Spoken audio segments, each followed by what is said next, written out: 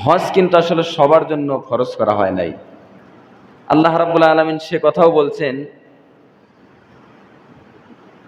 ওয়ালিল্লাহি আলান নাসি হিজ্জুল বাইতি মান ইসতাতাআ ইলাইহি সাবিলা। আল্লাহ রাব্বুল আলামিন হজ যে সবার জন্য ফরজ করেন নাই সে কথা এখানে জানাচ্ছে। আল্লাহ রাব্বুল আলামিন সূরাতুল আল ইমরানে সেটা জানাচ্ছে ৯৭ নম্বর আয়াতে, ওয়ালিল্লাহি আলান নাসি হিজ্জুল বাইতি মান ইসতাতাআ ইলাইহি সাবিলা। আল্লাহ রাব্বুল আলামিন বলতেছেন, আল্লাহর উদ্দেশ্যে মানুষের উপর এ ঘরে হজ করা ফরজ। বলেন তো কার উদ্দেশ্যে? আল্লাহর উদ্দেশ্যে, আল্লাহকে রাজি খুশি করার উদ্দেশ্যে এই বাইতুল্লাহ গিয়ে হজ করা আল্লাহ রাব্বুল আলামিন আমার আপনার জন্য ফরজ করেছে।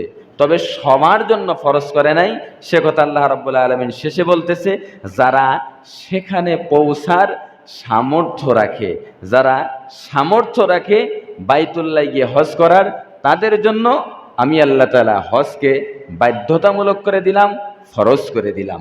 আল্লাহ রাব্বুল আলামিন বলতেছেন। আমরা জানি ইসলামের স্তম্ভ ৫টি। ১ নম্বর কালিমা, ২ নম্বর নামাজ, ৩ নম্বর রোজা, এরপর হজ, আর একটা আছে যাকাত। মানে স্তম্ভ মানে খুঁটি। এই যে একটা বিল্ডিং ঘর এখানে বানানো হয়েছে, এই বিল্ডিংটা কিন্তু এমনি এমনি ছাদ দাঁড়িয়ে নাই। এই ছাদকে দাঁড় করিয়ে রাখার জন্য খুঁটির প্রয়োজন, পিলারের প্রয়োজন, যেমনটি দেওয়া হয়েছে এই যে ভিতরে সাইড দিয়েও দেওয়া হয়েছে। ঠিক তেমনি ইসলামের স্তম্ভ হচ্ছে ৫টি। তার ১ নম্বরে হচ্ছে ঈমান, যাকে বলে কালেমা। কালেমা মানে ঈমান। নামাজ, রোজা, হজ, যাকাত। এই যে ৪ নম্বর যেটা, সেটা হচ্ছে হজ। এই হজটা সবার জন্য বাধ্যতামূলক না। যাদের সামর্থ্য আছে, যাদের টাকা পয়সা আছে, তাদের জন্য এটা অবশ্যই ফরজ, বাধ্যতামূলক, তাদেরকে এটা আদায় করতেই হবে। সম্মানিত বন্ধুগণ, এবার আসুন, এই যে হজ যাদের সামর্থ্য আছে তারা তো হজ করবে। হজ করতে যারা যাবে তাদের জন্য আবার আল্লাহ রাব্বুল আলামিন কিছু নির্দেশনা দিয়েছে। নির্দেশনার ১ নম্বর নির্দেশনা হচ্ছে হজের সময় গুনাহ থেকে বাঁচার নির্দেশ আল্লাহ রাব্বুল আলামিন দিয়েছে। বাবাজি একটু মনোযোগ দিয়ে কথাগুলো শুনবেন। আল্লাহ রাব্বুল আলামিন এই যে পৃথিবীর জিন্দেগিতে কোটি কোটি মানুষ বসবাস করতেছে, এই কোটি কোটি মানুষ, প্রত্যেকটি মানুষের উপর হজ ফরজ করেন নাই।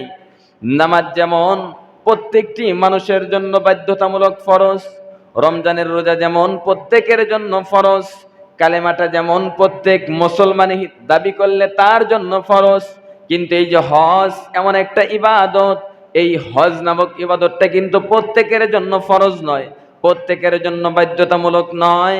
আল্লাহ রাব্বুল আলামিন এই হজ সম্পর্কে জানাচ্ছে, ওয়ালিল্লাহি আলান নাসি হিজ্জুল বাইতি মান ইসতাতাআ ইলাইহি সাবিলা। আল্লাহ রাব্বুল আলামিন আয়াতে কারীমার মধ্যে জানায় দিচ্ছেন, ও দুনিয়ার মানুষ তোমরা শুনে নাও, জেনে নাও।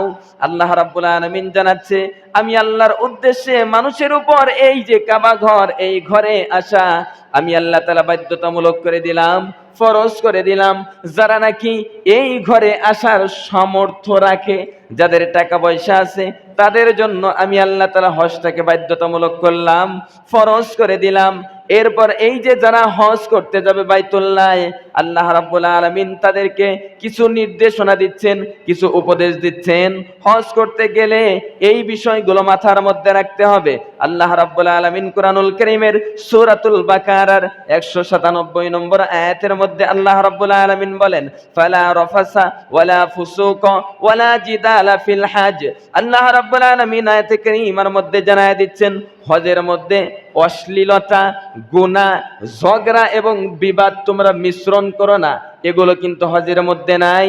তার মানে আল্লাহ রাব্বুল আলামিন আয়াতে কারীমার মধ্যে বোঝাতে চাইলেন, আরে দুনিয়ার মানুষ, তোমরা যখন বাইতুল্লাহ হজ করতে আসবা, হজ করতে আসার সময় মাথার মধ্যে একটা চিন্তা ঢোকায় নিবা, বাইতুল্লাহ যখন হজ করার জন্য নিয়ত করেছো, বাড়ির মধ্য থেকে যখন বের হবে ওই সময় মাথার মধ্যে এটা ঢোকায় নিবা, আমি বাইতুল্লাহ হজ করতে যাচ্ছি শুধুমাত্র কেবলমাত্র আল্লাহকে রাজি খুশি করবার জন্য, আল্লাহকে রাজি খুশি করবার জন্য যাচ্ছি। আমার দ্বারা যেন অশ্লীলতা না হয়, আমার দ্বারা যেন কোনো গুনাহের কাজ না হয়, আমার দ্বারা যেন কারোর সঙ্গে ঝগড়া, মারামারি, বিবাদ না হয়। আল্লাহ রাব্বুল আলামিন এটা জানাইলেন। অথচ বাংলাদেশ থেকে বহু হাজি যায় হজ করার জন্য। যারা হাজি, আপনারা রাগ করবেন না, বহু হাজি বাংলাদেশ থেকে যায়, বাইতুল্লাহ যায়, তবে হজ করার উদ্দেশ্যে না, ব্যবসা করার জন্য। যায় কি যায় না? বহু হাজি যায়। আমি সম্ভবত গত বছর একটা ভিডিওতে দেখলাম, খবরে আপনার এক হাজি বিমানবন্দরে গেছে, যাওয়ার পর তাকে চেক পোস্টে চেক করতেছে, চেক করে তার কাছে গুল পাইছে, গুল। আপনার বলেন তো কি? এরপরে অসংখ্য সিগারেট পাইছে তার কাছে, সিগারেট। এরকম ঘি পাইছে। তারপরে দেশি যে পেঁপি আছে না, পেঁপি, সেই পেঁপি ওনার কাছে রয়েছে, অনেক কিছু নিয়ে যাচ্ছে। তখন তাকে জিজ্ঞাসাবাদ করতেছে, এগুলোর মানে কি? তখন উনি স্বীকারোক্তি দিচ্ছে, আসলে আমি যাচ্ছি একটু ব্যবসার উদ্দেশ্যেও যাচ্ছি, ব্যবসা করার উদ্দেশ্যে বাইতুল্লাহ যায় মানুষ। আবার কিছু কিছু মানুষ হজ করতে যায় যে টাকা পয়সা আছে অনেক, অনেক টাকার মালিক। আমি যদি হজ না করি লোকে কি বলবে? হাজার হাজার টাকার মালিক, লক্ষ লক্ষ টাকার মালিক, কোটি কোটি টাকার মালিক, চরার মধ্যে 50 বিঘা জমি, এমন কেপ্টার কেপ্টা হজ করে না, মানুষ এটা বলবে। মানুষ যাতে এটা না বলে এজন্য হজ করতে যায়। যায় কি যায় না? অনেকে, সবাই কিন্তু এক না, অনেকে আছে এরকম যায়। অনেকে আবার এজন্য যায় যে বয়স তো আর কম হলো না, টাকাও তো ভালোই আছে, যদি মৃত্যুর আগে নামের আগে একটু হাজিটা, হাজি লেখাটা যদি একটু বসানো যায়, নামের আগে আলহাজ যদি বসানো যায়, বলেন কি যায় কি যায় না? হাদিসের মধ্যে আল্লাহর হাবিব সাল্লাল্লাহু আলাইহি সাল্লাম বলছেন, ইন্নামাল আমালু বিন্নিয়াত। আপনারা বলেন তো কি? ইন্নামাল আমালু বিন্নিয়াত। প্রত্যেকটি কাজ নির্ভর করে আপনার নিয়তের উপর।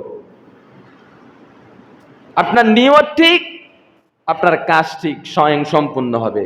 নিয়তের মধ্যে ভেজাল, আপনি হজ করে কাজ হবে না, নামাজ পড়ে কাজ হবে না, রোজা রেখে কাজ হবে না, দান করে কাজ হবে না, আপনি ঈমান এনেও কাজ হবে না। আপনার নিয়তের মধ্যে যদি ভেজাল থাকে, তাহলে আপনার সবকিছু বরবাদ হয়ে যাবে। এজন্য হাদিসের মধ্যে প্রথম নম্বর হাদিস এটা বলা হয়েছে, ইন্নামাল আমালু বিন্নিয়াত। নিয়ত হচ্ছে সমস্ত কাজের নির্ভর করে। আপনার নিয়তের মধ্যে ঝামেলা হইলে সব বরবাদ। আপনি যে হজ করতে যাচ্ছেন, হজ করতে যাওয়ার সময় যদি আপনার নিয়ত এমন থাকে, টাকার মালিক, হজ করতে না গেলে লোকে কি বলবে রে, আপনার হজ শেষ। 5 লক্ষ টাকা যে ব্যয় করলেন, গচ্ছা গেল, লস। আপনার নিয়ত যদি এমন থাকে, বাইতুল্লাহ গিয়ে হজ করব, বাদ বাকি জীবন মানুষ আমাকে সম্মান করবে, সালাম দেবে, আসসালামু আলাইকুম হাজি সাহেব, মিলাদ মাহফিল, বাড়িতে অনুষ্ঠান, আমাকে আগে ডাকবে। সবাই কিন্তু এরকম না। যারা হজ করে তারা কিন্তু আসলে টাকাওয়ালা। গরিব মানুষ কি হজ করতে পারে? পারে না। তবে নিয়ত যদি আপনার এমন থাকে, আপনার হজ কবুল হবে না, আপনার হজ কবুল হবে না। একজন আল্লাহর বান্দা, ঘটনাটা বললে একটু বুঝতে পারবেন। এক আল্লাহর বান্দা হজ করে, ছোটবেলা থেকে হজ করা শুরু করছে, প্রত্যেক বছর হজ করে, কোনো বছর হজ করা বাদ দেয় না, প্রত্যেক বছর হজ করতে যায়। যদিও জীবনে একবার হজ করা ফরজ। আপনারা বলেন তো, হজ জীবনে কয়বার করা ফরজ? একবার করা। কিন্তু ওই লোকটা প্রত্যেক বছর যায়, যাইতে যাইতে 49 বছর হজ করতে গেছে বাইতুল্লাহ। যাওয়ার পর 50তম বছরে একেবারে বৃদ্ধ হয়ে গেছে, কিন্তু হজ করতে যাবে একা, তার সাহসে ঘিরতেছে না যে হজ করতে গিয়ে আমি তো স্বয়ং সম্পূর্ণভাবে হজ করতে পারবো না। উনি চিন্তা করতেছে কি করা যায়। তাহলে ওনার একটা নাতি আছে, নাতি বলতেছে, নাতি তুমি আমার সফর সঙ্গী হিসেবে চলো, আমি তো একেবারে অপারগ হয়ে গেছি, কিন্তু মনটা আমার চায় যে একটু বাইতুল্লাহ যাই। ঠিক আছে, নাতিকে সাথে করে হজ করতে গেছে, তাওয়াফ করতেছে, তাওয়াফ করতেছে, লাব্বাইক আল্লাহুম্মা লাব্বাইক, এটা যখন বলতেছে, এখন পাল্টা ওখান থেকে একটা জবাব আসতেছে যে তোমার লাব্বাইক কবুল হয় নাই। আরবিতে এরকম একটা জবাব আসতেছে, লা লাকা লাব্বাইক, তোমার লাব্বাইক কবুল হচ্ছে না। এই শব্দটা যখন আসতেছে কানে, নাতি জিজ্ঞেস করতেছেন, দাদা শোনেন, দাঁড়ান একটু দাঁড়ান, আপনি কি শব্দ শুনছেন? কি শব্দ? লা লাকা লাব্বাইক, লাব্বাইক, যা আল্লাহর কাছে আপনি লাব্বাইক বলতেছেন, এটা নাকি কবুল হচ্ছে না, গায়েবী আওয়াজ আসতেছে। তখন বলতেছে যে হ্যাঁ আমি শুনছি। তুমি এটা শুনছো? বলতেছে হ্যাঁ আমিও শুনছি। তখন বলতেছে তাইলে এর কারণ কি? তখন দাদাই বলতেছে, নাতি আমি 49 বছর যাবৎ হজ করতেছি, এবছর হচ্ছে 50তম বছর। আমি 49 বছর যাবৎ যে হজ করতেছি, প্রত্যেক বছর আমি যখন এই তাওয়াফ করতে যাই, আমার কানে গায়েবী আওয়াজ আছে, লা লাকা লাব্বাইক, তোমার লাব্বাইক কবুল হচ্ছে না। তারপরেও আমি এবছর হজ করতে আসছি। কেন হজ করতে আসছি? যদি আল্লাহ কবুল করে নেয়। তখন গায়েবী আওয়াজ আসতেছে যে তোমার হজ কবুল হয়ে গেছে। চিন্তা করে দেখেন, আসলে ওনার নিয়ত ছিল আল্লাহকে পাওয়া। তার কাছে খবর আসতেছে, গায়েবী আওয়াজ আসতেছে, কি চাও তুমি? বলতেছে আল্লাহ আমি তো কোনো কিচ্ছু চাই না, আমি কিচ্ছু চাই না, আমি শুধু তোমাকে চাই। তোমাকে পাওয়ার জন্য 50 বছর যাবৎ হজ করতেছি, কবুল হয় না, তাও আসি। কেন? তুমি আমার উপর যদি একটু রাজি খুশি হয়ে যাও। কিন্তু বর্তমান বাংলাদেশের যে হাজিরা, অধিকাংশ যায় ব্যবসা করার জন্য, অধিকাংশ নামের আগে হাজি বসবে এটার জন্য যায়। কিন্তু সবাই কিন্তু এক না। হাতের 5 আঙ্গুল যেমন প্রত্যেকটা জায়গায় একই অবস্থা, কিন্তু অনেক এরকম যায়। একজন হাজি মূর্খ মানুষ হজ করতে গেছে, যাওয়ার পরে বাইতুল্লাহ থেকে ঘুরে আসছে, আসার পর এক জালসায় তাকে তো হজ করে আসছে, তার কিন্তু সম্মান বাড়ে, কারণ আল্লাহর পক্ষ থেকে এটাকে বাড়ায় দেয় সম্মান। উনি হজ করতে আসছে, মূর্খ মানুষ, সবাই ওনাকে সভাপতির দায়িত্ব দিছে। জালসায় যাওয়ার পরে বলতেছে যে ভাইয়েরা আমার, বন্ধুরা আমার, গিয়েছিলাম আমি এবছর হজ করতে, কিন্তু যাওয়ার পর এত জিনিস দেখলাম, যেখানে তাকাই সেখানেই শুধু আরবি, যেদিকে তাকাই সেদিকে আরবি, পানি চাইলে বোঝে না, আরবিতে কথা বলে। কিন্তু হজ করতে যে আমি 2টা জিনিস বাংলা পাইছি, আর কোনো কিছু বাংলা পাই নাই। একটা হচ্ছে আজান, আর একটা হচ্ছে ইকামত। আজান আর ইকামত বাংলা পাইছে, আর কোনো বাংলা নাই, শুধু আরবিতেই বলে ওখানে। আপনারা বলেন তো, আজান আর ইকামত এটা আরবি না বাংলা? এটাও কিন্তু আরবি। আসলে বাংলাদেশ থেকে শুনতে শুনতে মুখস্থ হয়ে গেছে, যার কারণে ভাবছে যাচ্ছে এটা বাংলা শব্দ। মূর্খ মানুষ তাই। সম্মানিত উপস্থিতি, হজ যারা করে, হাদিসের মধ্যে আসছে আল্লাহর রাসূল সাল্লাল্লাহু আলাইহি সাল্লাম বলছেন, কোন আল্লাহর বান্দা যদি হজ করতে যায় শুধুমাত্র আল্লাহকে রাজি খুশি করবার জন্য, আল্লাহকে রাজি খুশি করবার জন্য যায়, তার হজের মধ্যে অশ্লীলতা নাই, তার হজের মধ্যে গুনাহ নাই, তার হজের মধ্যে মানুষের সাথে ঝগড়া বিবাদ নাই, তাহলে ওই ব্যক্তি হজ করে বাড়িতে আসলো। একজন নবজাতক মায়ের পেট থেকে দুনিয়াতে ভূমিষ্ঠ হলে ওই নবজাতক যেমন মাসুম, তার কোনো গুনাহ থাকে না, একজন হাজি যখন এই নিয়মগুলো মেনটেন করে হজ করে নিজের দেশে ফিরে আসে, সে যেন ওইরকম মাসুম হয়ে যায়। সুবহানাল্লাহ। চিন্তা করে দেখেন, যে হজ করে একেবারে মাসুম হয়ে যায়, তার আগে পরে কোনো গুনাহ থাকে না, আল্লাহ তাআলা একেবারে মাফ করে দেয়।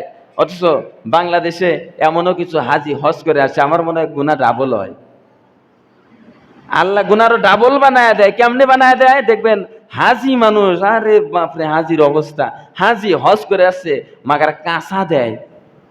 আসেন, দেখেন নাই আপনার মনে কিরকম হাজি দেখেন নাই? কাঁচা দিয়ে জমিনে নেমে পড়ছে, একেবারে মাঠ বরাবর নেমে পড়ছে এক হাজি। একটা গল্প বললে বুঝতে পারবেন। একজনে তো হজ করতে গেছে, হজ করতে যাওয়ার ওনার আবার 5 ছেলে। কয়টা ছেলে? 5টা ছেলে। টাকা পয়সা মোটামুটি ভালোই কামাই করছে, হজ করে আসছে। আসার পর ইমাম সাহেব হচ্ছে শুক্রবার দিন আজান হয়ে গেছে, মসজিদে যাচ্ছে ক্ষেতের আইল দিয়ে হেঁটে, দেখে যে মুরব্বী মানুষ হাঁটতে পারে না, কিন্তু আইল কুবাচ্ছে মনে হয়। কাছে গেছে, যাওয়ার পর সালাম দিচ্ছে, আসসালাম, কে হাজির সাহেব আপনি এইখানে? বলছে বাবা কাজ করতেছি, জানো তো 5টা ছেলে, জমি জমা বানানোর দরকার, আজান হয়ে গেছে, চলেন যাই। বাবা আজান, আচ্ছা যাও, ঠিক আছে যাবো নে। তখন ইমাম সাহেব হুজুর বলতে যে মুরব্বী, আসলে আপনি তো মসজিদে যাওয়ার পর দেখে আপনি বসে বসে নামাজ পড়েন, কিন্তু আইল কোবাচ্ছেন, সমস্যা হচ্ছে না? বলতেছে একটু সমস্যা হয়, ছেলে মেয়েদের জন্য কষ্ট করতেছি। আচ্ছা ঠিক আছে। তখন বলতেছে যে মুরব্বী, আপনি তো আসলে দুনিয়া নিয়ে পড়ে আছেন, যদিও হজ করছেন, আপনাকে একটা বুদ্ধি দেই, যে ছেলে মেয়েগুলো আছে এটা আপনার আপন না, একটাও আপন না, সব আপনার পর। বিশ্বাস হয় না? না, বিশ্বাস হয় না। বলতেছে আপনাকে একটা বুদ্ধি শিখায় দেই, এই বুদ্ধি অনুযায়ী কাজ করবেন, আপনার সন্তানগুলো আপনার আপন নাকি পর বুঝতে পারবেন। বাবাজি একটু মনোযোগ দিয়ে শুনবেন। ইমাম সাহেব হুজুর ওই মুরব্বী লোকটাকে বুদ্ধি শিখায় দিছে। আপনাকে একটা বুদ্ধি শিখায় দেই, প্রত্যেক দিন তো আপনি মসজিদে নামাজ আদায় করতে আসেন, নামাজ যখন ফজরের সময় আদায় করতে আসেন, আজকে আপনি ফজরে মসজিদে নামাজ আদায় করতে আসবেন না, অন্য অন্য দিন যেরকম নামাজ আদায় করতে আসেন, আজকে নামাজ আদায় করতে আসবেন না। আপনি যেই ঘরের মধ্যে ঘুমান, ওই ঘরের মধ্যে একেবারে কম্বল মুড়ি দিয়ে শুয়ে থাকবেন। শুধু কম্বল মুড়ি দিয়ে শুয়ে থাকলেই চলবে না, আপনাকে একটা বুদ্ধি শিখায় দেই। আপনার পা একদিকে রাখবেন, হাত একদিকে রাখবেন, ডাইন পা আর একদিকে, বাম পা একদিকে, অর্থাৎ এমন ভাবে আপনি ওই খাটের উপর ঘুমাবেন, আপনাকে যেন ওই ঘরের মধ্য থেকে বের না করা যায়। আপনাকে যে যতই ডাকাডাকি করুক, আপনি কিন্তু উত্তর নেবেন না, মরার অভিনয় করবেন। আপনারা বলেন তো কি করবেন? মরার অভিনয়। ঠিক আছে, মুরব্বী এবার কথা শুনে বাড়িতে গেছে, যাওয়ার পর মরার অভিনয় করছে। ফজর হয়ে যায়, বাবা মসজিদে যায়। ফজর হয়ে সকাল 8টা বেজে গেছে, বাবার ঘরে এখনো দুয়ার লাগানো। 8টা বেজে গেছে, এখনো বাবা ওঠে নাই। কিরে ছোট সন্তান? দরজার কাছে আসছে, বাবা বাবা বাবা ডাকতেছে, বাবা দরজা খোলে না, ভিতর থেকে আটকায়ে ওই অভিনয় করছে, ডাকতেছে, শুনতেছে। আপনারা বলেন তো চেতন মানুষে কি চেতন করা যায়? মরার অভিনয় করে ল্যাপ মুড়িয়া খেতা মুড়ি দিয়ে একেবারে শুয়ে আছে। বারবার যখন ডাকতেছে উঠতেছে না, ছোট ভাই চিৎকার দিচ্ছে, কই ভাইয়েরা করে আয়, চলে আয়, বাবা বুঝি আর দুনিয়ায় নাই।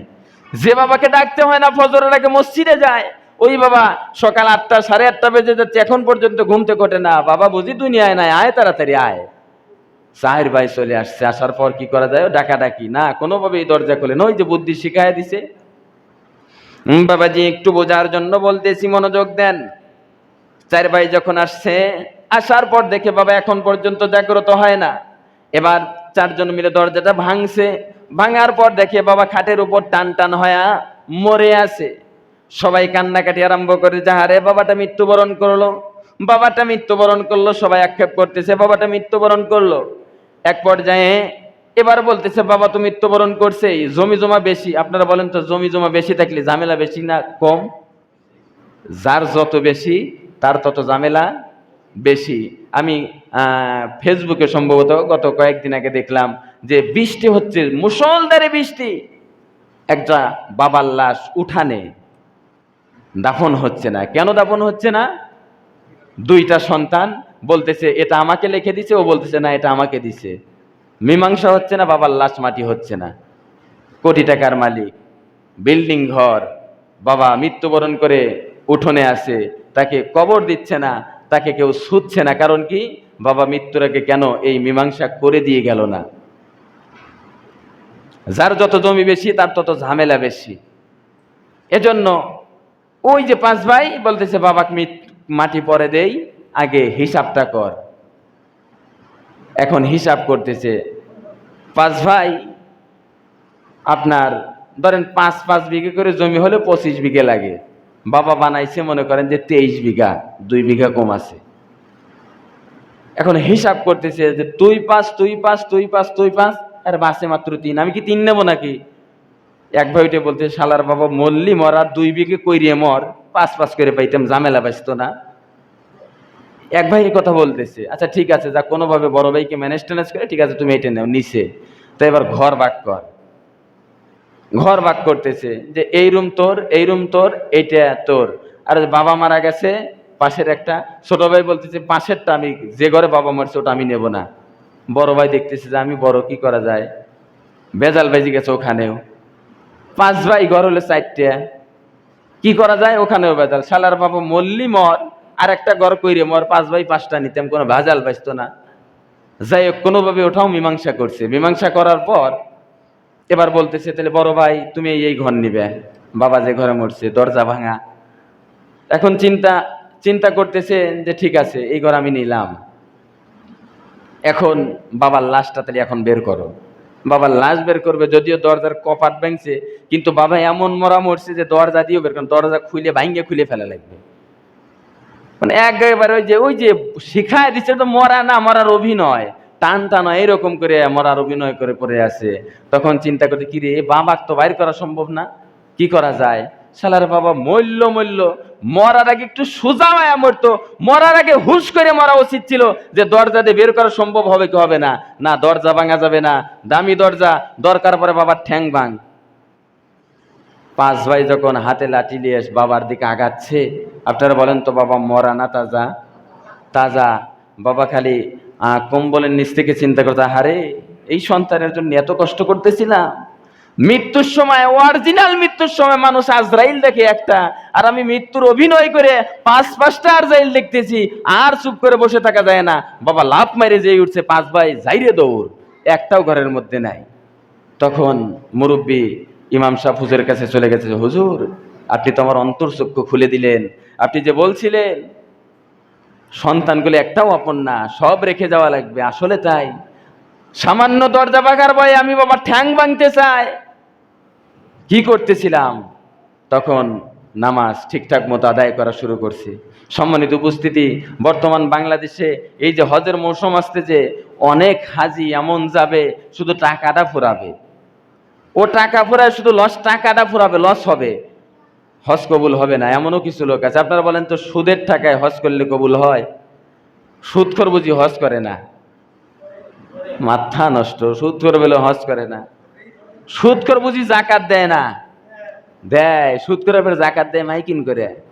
মাইকিন করে, আয় গ্রামবাসী, আগামীকাল বিকাল বেলা অমুক হাতেম তাই চরবন্যা ঘাটের পাশে আপনার জাকাতের লুঙ্গি এবং শাড়ি দিবে। যারা আপনারা জাকাতের লুঙ্গি শাড়ি নিতে চান অবশ্যই সকাল 9 ঘটিকার মধ্যে চরবন্যা ঘাটে আসবেন। বলেন তো এরকম মাইকিন হয় কি হয় না?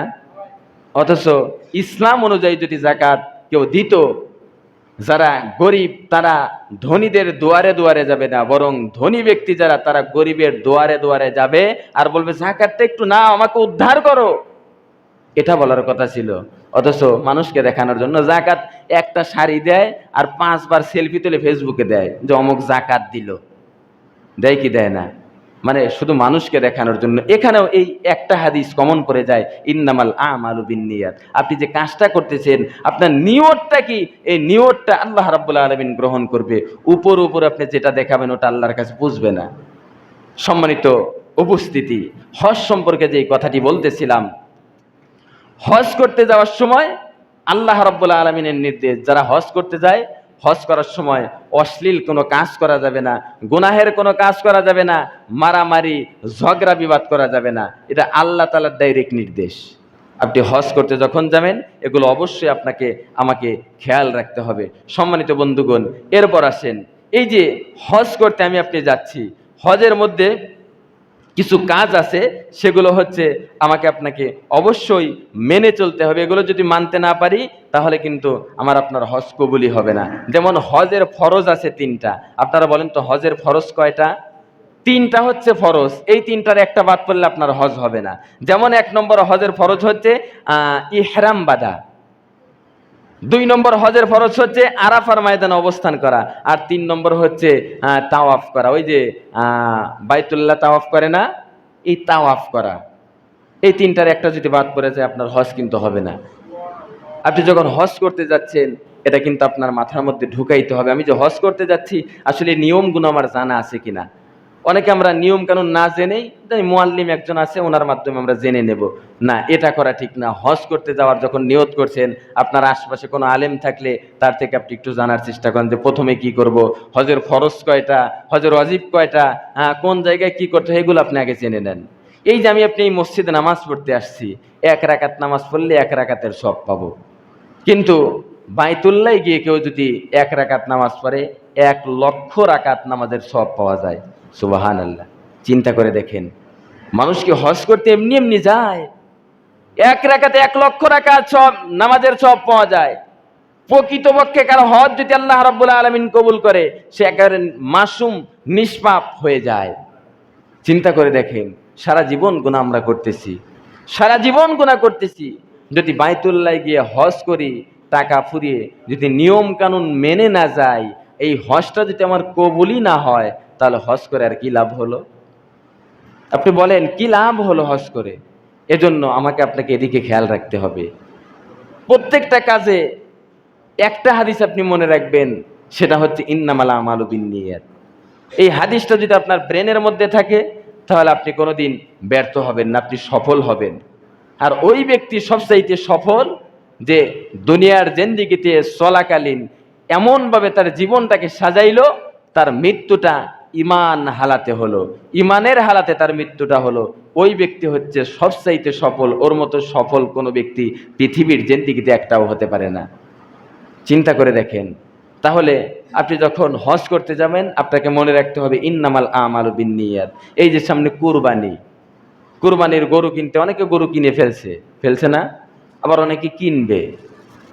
যারা গরু কিনে ফেলছে তারা তো কিনেই ফেলছে, আর যারা কিনবেন এখানে আসেন, এই হাদিসটা মাথার মধ্যে রাখবেন, ইন্নামাল আমালু বিন্নিয়াত।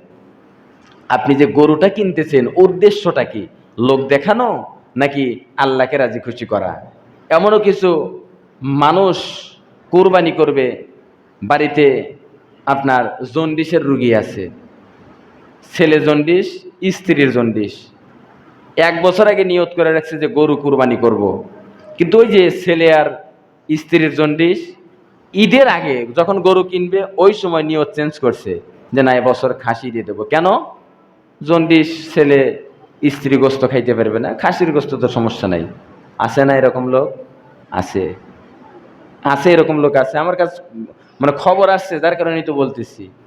এমন লোক আছে আপনি নিয়ত করে রাখছেন 1 বছর আগে যে আমি গরু দিয়েই কুরবানি করব, অথচ সামান্য একটু অসুস্থ, আপনি ভাবতেছেন না গরুর গোস্ত খাইতে পারবে না, খাসি দিয়ে এবার দেই, আগামীতে আবার দেব।